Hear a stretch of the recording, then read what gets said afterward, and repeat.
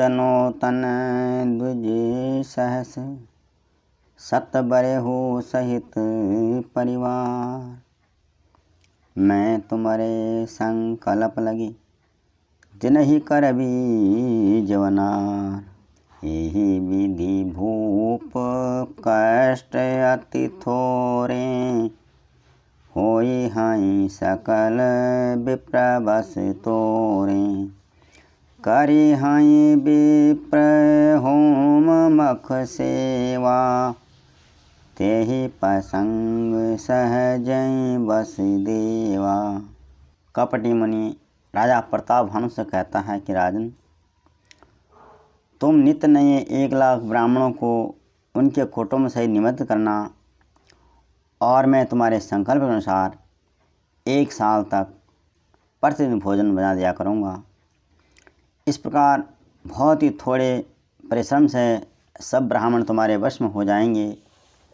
ब्राह्मण हवन यज्ञ और सेवा पूजा करेंगे तो उस प्रसंग से देवता भी सहज ही वश में हो जाएंगे। और एक तोई कहूँ लखाऊ, मैं यही बेस न आऊ बकाऊ। तुमरे उपरोहित कहूँ राया, हरि आनब मैं कर निज माया।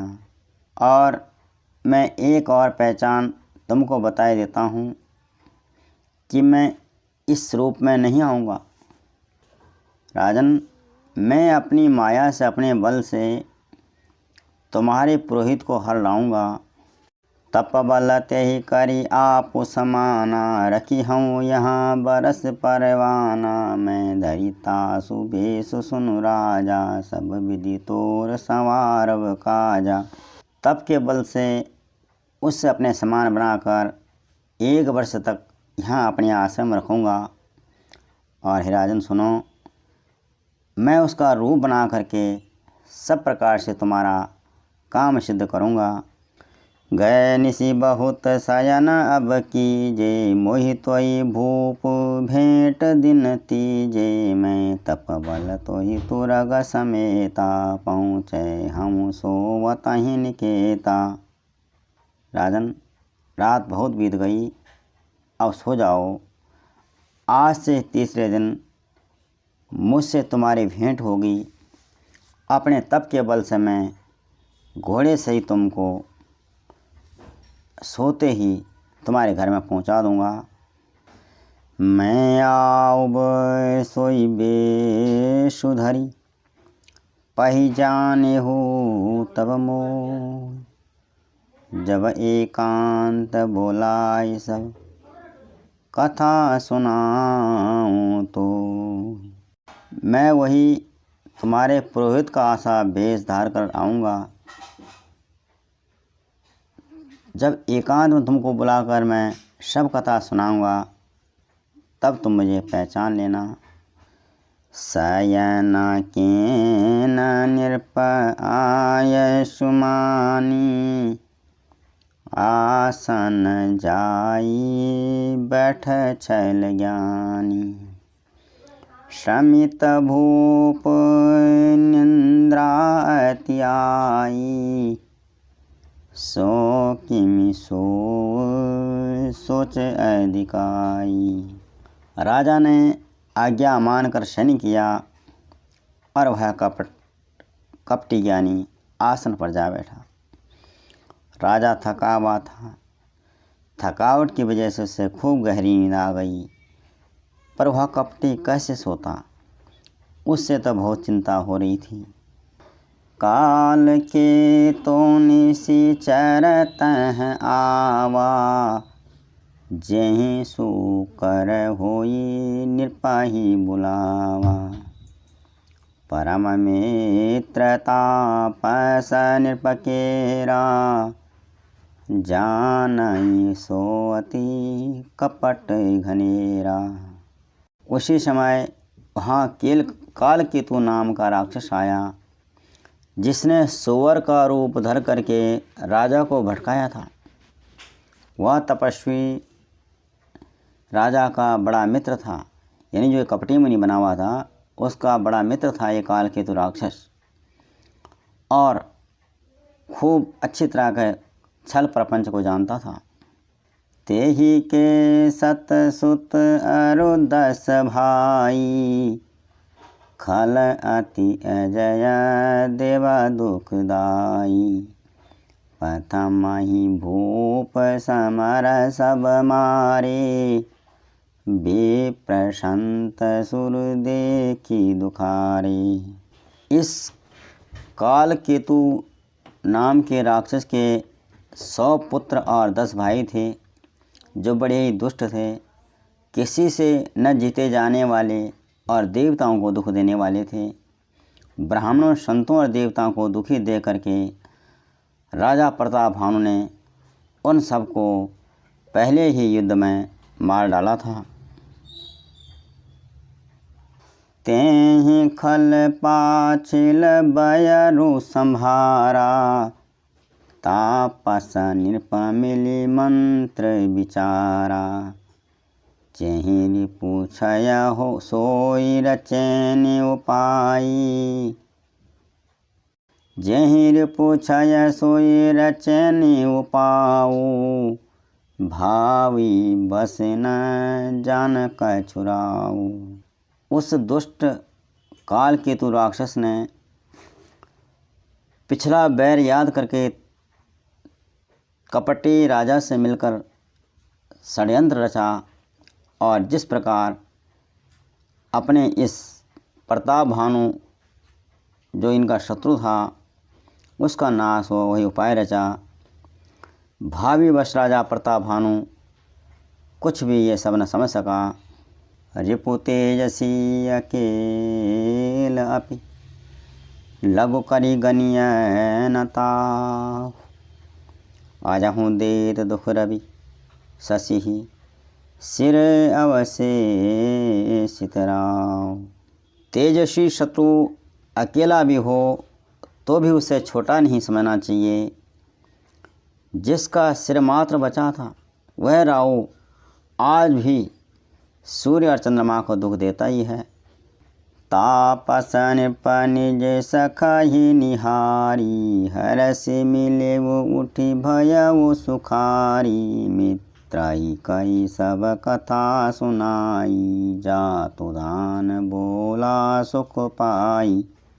तपस्वी कपटी राजा ने अपने मित्र काल केतु को देखा और प्रसन्न होकर के मिला और उसने अपने मित्र को काल केतु को सब कथा सुनाई, जिस प्रकार उसने राजा को बोला।